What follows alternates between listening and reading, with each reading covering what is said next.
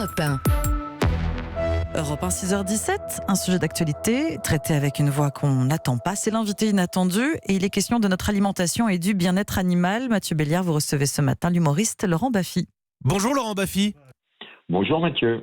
Quand la fin ne justifie plus les moyens, manifeste de l'association L214 qui paraît aux éditions Les Liens qui libèrent avec d'autres personnalités, vous vous associez à cette démarche pour la cause animale. Est-ce que c'est un nouveau coup dans le match entre carnivores contre véganes ou est-ce qu'on essaye de faire un pas l'un vers l'autre ? Je ne crois pas que ce soit de l'ordre de ce combat-là.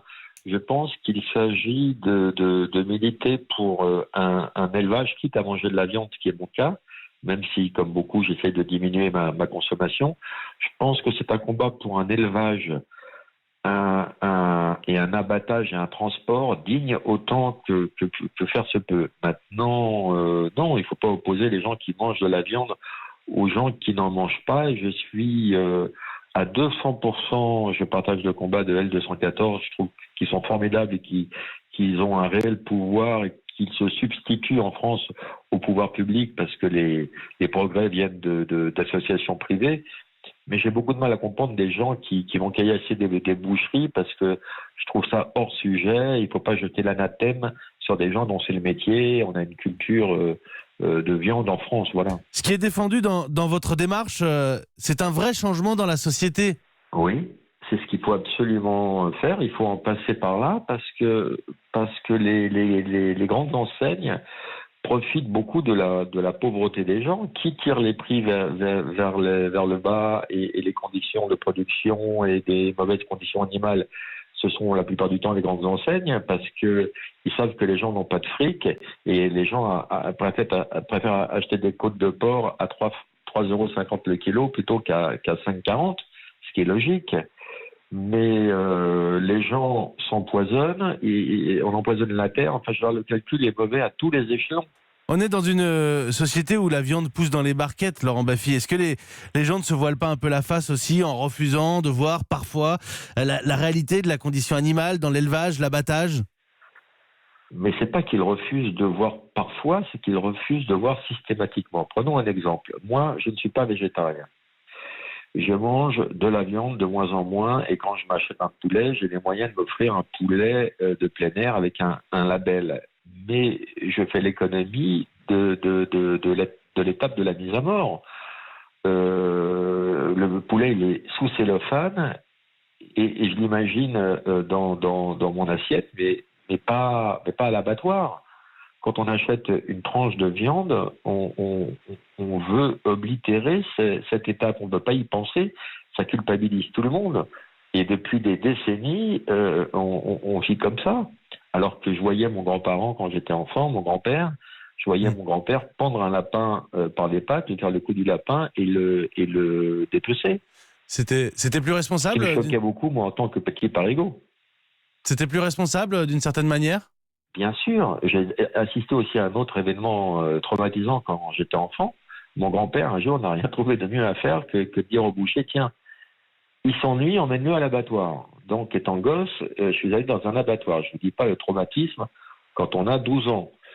Pareil, à la campagne, j'ai vu la fête du cochon. Des gens abattre un cochon qui hurlait et le dépecer. Voilà, c'est une culture. Maintenant, il faut que les choses changent. Et on est dans une période où les choses doivent changer, mais il est déjà un peu trop tard pour qu'elles changent, à tous les niveaux. Donc, et le temps que les consciences évoluent, ça va prendre encore beaucoup d'années. Donc, tout ça est très très mal barré. Et heureusement que L214 existe parce qu'ils font un travail formidable. L214, justement, qui attaque le géant de la viande Bigard. On leur demande de publier leur compte officiellement. En réalité, on leur demande surtout d'être un peu plus transparent. Ce milieu de l'agroalimentaire, il est assez opaque. Très opaque. Très opaque depuis des années et à tous les niveaux. On n'est pas capable de faire des étiquettes claires avec... on ne sait pas ce qu'on mange. Tout est déguisé sous des codes, des produits, des colorants. On ne sait pas ce qu'on bouffe. Et c'est grâce à des assos qui nous expliquent un peu mieux et qui foutent la pression sur les pouvoirs publics qu'on sait un peu mieux. Là, il y a des enquêtes, on est plein de produits chimiques. Tout le monde est pourri de produits chimiques, même les bébés, à tous les stades. Et c'est pas que alimentaire, c'est des plastiques, c'est partout. Vous êtes un bon vivant, Laurent Baffy ? Oui. Oui, je suis un bon vivant et j'aime bien tout ce qui est mauvais. Par exemple, j'aime bien le vin de Bordeaux et je sais que c'est le vin dans lequel il y a le plus de pesticides.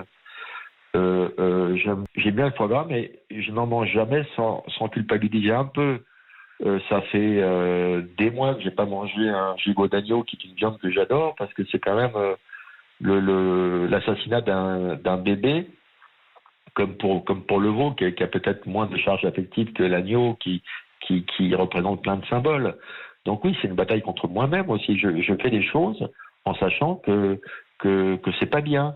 Mais comment je fais, moi, pour vous inviter à dîner, Laurent Baffy? On cherche le goût du lapin de votre grand-père ou alors on vous sert un burger de tofu?